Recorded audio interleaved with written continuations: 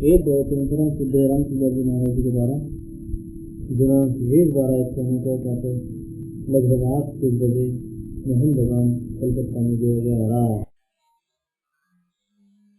नारायण नारायण नारायण नारायण नारायण राम राम राम राम राम राम राम राम राम पराकुलमोदंधं वरुणं राक्षि सौंदर्य सार सर्वस्वं वन्दे नमामि प्रपन्न पारिजाताय तोते पाणय ज्ञानमुद्राय कृष्णाय गीतामृते नमः वसुदेव सुतं देवं कंसचाणूरमर्दनं देवकी परमानन्दं कृष्णं वन्दे जगद्गुरुं परसे विभूषितकरान्यवनीरभात् सीतां वरुणजन्मसभाधरोष्ठात्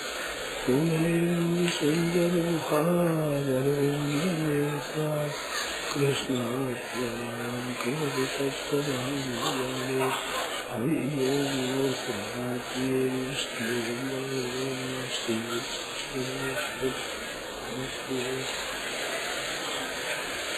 नारायण नारायण नारायण नारायण राम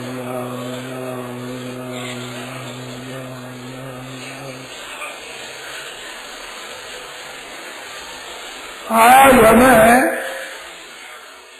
समाचार मिला कि आज सुबह बड़ी शांति रही। मैंने एक विनय की थी, उस पर बहनों ने भाइयों ने ध्यान दिया, बड़ी अच्छी बात। ऐसे ही अगर इस सिद्धांत को मान लेंगे त्यागात शांति अनंतरम, त्याग के बाद अनंतर शांति, अंतर नहीं पड़ा, तत्काल त्याग तत्काल शांति होती है। ये तत्व समझना चाहिए। हम लोग अगर नहीं समझे तो कौन समझेगा। बैठने में करने बहनों भाइयों ने बड़ी शांति रखी और भी इससे अगर ये अपने रखना है। अच्छा कभी नहीं मानो कितनी बार रामायण का पाठ हुआ पर ऐसी शांति कभी नहीं रही। तो हमारी बड़ी प्रसन्नता है कि हमारी बहना ने हमारे पर बड़ी कृपा करी, बड़ी भारी कृपा है। सज्जनों की बड़ी भारी कृपा है और इसमें सबका कल्याण है, सबका उद्धार है। त्याग है ये सबसे श्रेष्ठ। त्यागो गुणो गुण सदा धनिको मत हो गई, तो सैकड़ों गुणों से अधिक गुण है त्याग। विद्या विभूषितंगि किम ब्रवीमि शौर्यं हि नाम तत्स नमोस्तस्मै तत्त्रयं न तमदोष विचित्र वेदत्। तो त्याग की महिमा सब जगह है, सब क्षेत्रों में है। त्यागात् शांतिर अनंतरम, बार बार कहूँगा, बार बार तत्काल शांति है। भाई बहनों से कहना है ऐसा ही बर्ताव आप घर वालों के साथ में करें। जैसे हमारे को ये समाचार मिला कि दूसरे वर्षों की अपेक्षा अभी इस वर्ष बड़ी शांति रही, ऐसे ही मैं सुनना चाहता हूँ। जितने भाई बहन अपने घरों में रहते हैं उन घरों में बड़ी शांति हो गई है, लड़ाई झगड़ा मिट गया है, बड़ी शांति हो गई है। ये बात और सुनना चाहता हूँ, मेरी चाहना है ऐसी। अब आप पूरी करेंगे, आप भाई बहन करेंगे, आप इतने कर लेंगे तो इसके सिवाय स्वतः संसार में ये भाव फैलेगा। जैसे दीपक का प्रकाश चारों तरफ फैलता है, ऐसे ये फैलेगा प्रकाश। तो इस तरह का त्याग रखे हर एक काम में अपना। जैसे घरों में काम धंधा है तो मैं करूं, आराम आप लो, आदर सत्कार दूसरों को देगा, अमानी नाम मान देना, कीर्तनीय सदा हरि सभी मान प्रद आप अमानी। भगवान के लक्षणों में यही बात लिखे। तो सबको आदर दो, मान दो, सत्कार दो, अपने अमान रहो, मान रहित रहो। ये सब त्याग है। ये हम लोगों को साधुओं को त्याग कहते हैं। हम लोगों में तो त्याग का स्वांग है, स्वांग त्याग का है। पर त्याग तो हृदय की वस्तु है। बाहर से हमारे इस वेश में अच्छे अच्छे संत हुए हैं, उनकी कृपा से हम लोगों को भी लोग साधु कहते हैं। कहीं कहीं ठगाई में आ जाए, सीता जी की तरह, हनुमान जी की तरह, और ये स्वांग मात्र है।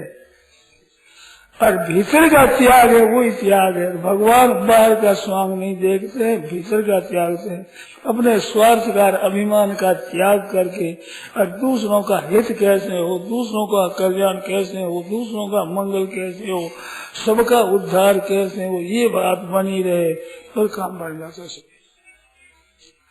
तो आज से इस बात को पालन करने, वैसे ही धारण करें, वैसे ही विचार करें, आचरण में ले आवे। ये बात सुनने वाले भाई बहनों से विशेषता से अनुरोध है। आपका उत्साह सुनने के लिए बहुत है। यहाँ सत्संग की बात मैं सुनाता हूँ और सुनने वास्ते भाई बहन आते हैं, पर रामचरित्र का जितना उत्साह है उतना सुनने का नहीं है। ऐसा मैंने देखा है, जयपुर में भी देखा, ऐसी ही बात है। कई जगह ऐसा देखा और कई जगह सुनने का ज्यादा आदर है, सदनों और पाठ के बीच में इतना नहीं है। पर यहाँ कलकत्ते में तो गोस्वामी जी की वाणी का बड़ा भारी आदर है।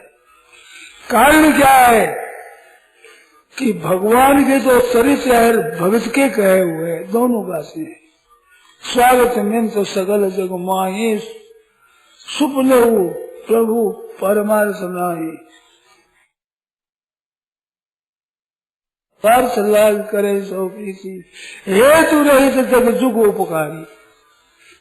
बिना स्वार्थ करने वाले दो ये तुम तुम्हारे सेवक। तो गोस्वामी जी महाराज कहते हैं कि तुम और तुम्हार एक दो भगवान, एक भगवान के भगत। तो भगवान के चरित्र है, भगत की वाणी है, ये दोनों सोना और सुगंधी आ गई है, इसलिए इसका बड़ा भारी महात्म्य है। आप लोगों का उत्साह है, ये बहुत ही आनंद की बात है।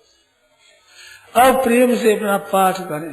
पाठ करते हुए भाई बहनों से कहना है कि आप साथ में रहें भगवान राम जी के।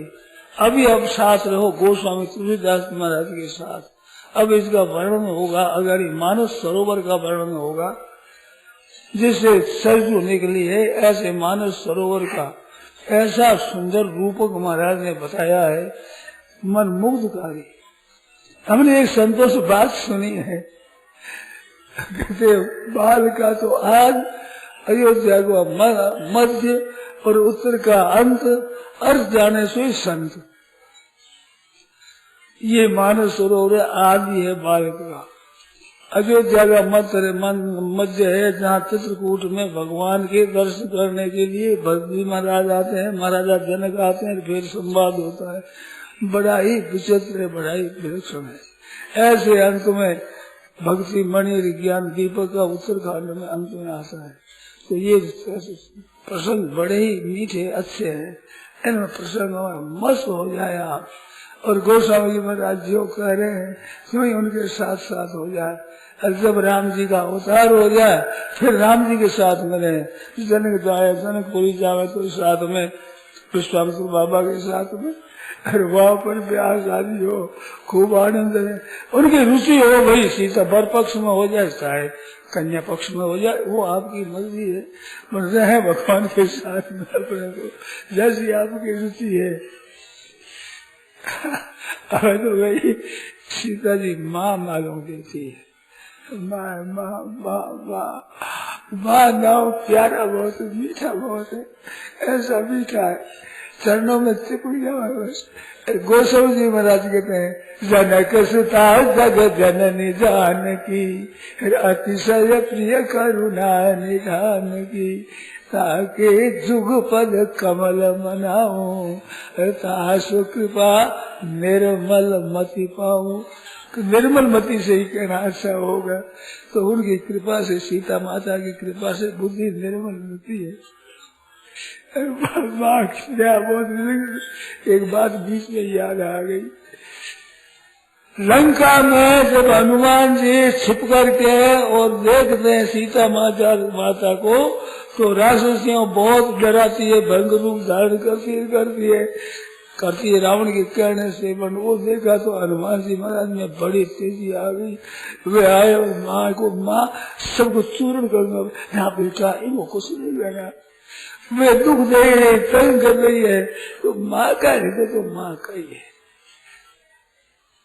संतों का हृदय यही है, मंद कर जो करे भलाई। तो गोस्वामी जी महाराज की वाणी बहुत विचित्र है, बड़ी अलौकिक वाणी है। मेरे को तो दो भाषाएं विलक्षण दी थी, एक संस्कृत एक हिंदी। ऐसे दो ग्रंथ विलक्षण दी थे, एक गीता और रामायण। और काव्य भी दो ही तरह के, दृश्य और श्राव्य। सुनाने की गीता है और दिखाने की यहाँ रामायण है। ये करके बताते हैं, राम भगवान श्री कृष्ण कह करके बता देते हैं, राम जी करके बता देते हैं। काव्य भी दो ही तरह के हैं। बड़ी विचित्र ढंग से महाराज की वाणी है। आप विचार करो तो आरंभ करते हैं विलक्षण, कोई प्रकरण छोटा छोटा प्रकरण आरंभ और अंत बड़ा विलक्षण रीति से ऐसा ग्रंथन करते हैं, ऐसा शब्द विन्यास रखते हैं, तो देखते देखते मन मुग्ध हो जाता है। इनकी उपाय, इनका रूप तो विलक्षण ही है गोस्वामी जी का, जैसे मैंने कहा मानस सरोवर का। ऐसे इनमें आप तल्लीन होकर के समझें, भाव को समझें। भाव को समझने वाली बात ही अलग है। गोस्वामी जी महाराज वाणी की ध्वनि में रस है, अर्थ नहीं समझती, पढ़े लिखे नहीं है, बड़े बूढ़े माताएं हैं, बड़ी बड़ी हमारी पूजनीय आदरणीय माताएं जो जानती नहीं, पढ़ी लिखी नहीं, अक्षरों का ज्ञान नहीं, और रामायण में क्या हो रहा है पूछा चौपाइयां सुनती है तो उनको ज्ञान नहीं होता, परंतु मस्त हो जाती है। सत्संग सुनते हुए तो लोगों को नींद आती है, ऐसा मैंने देखा है। पर राम में तो गुस्सा आता है, रामायण में मस्त आती है, आनंद आता है, आनंद। तो इस ध्वनि में एक आनंद है, गोस्वामी महाराज की वाणी है, उसकी ध्वनि में आनंद है। ऐसी ध्वनि सुनने को मिल गई। ये भगवान की बड़ी अलौकिक विलक्षण कृपा हो गई है।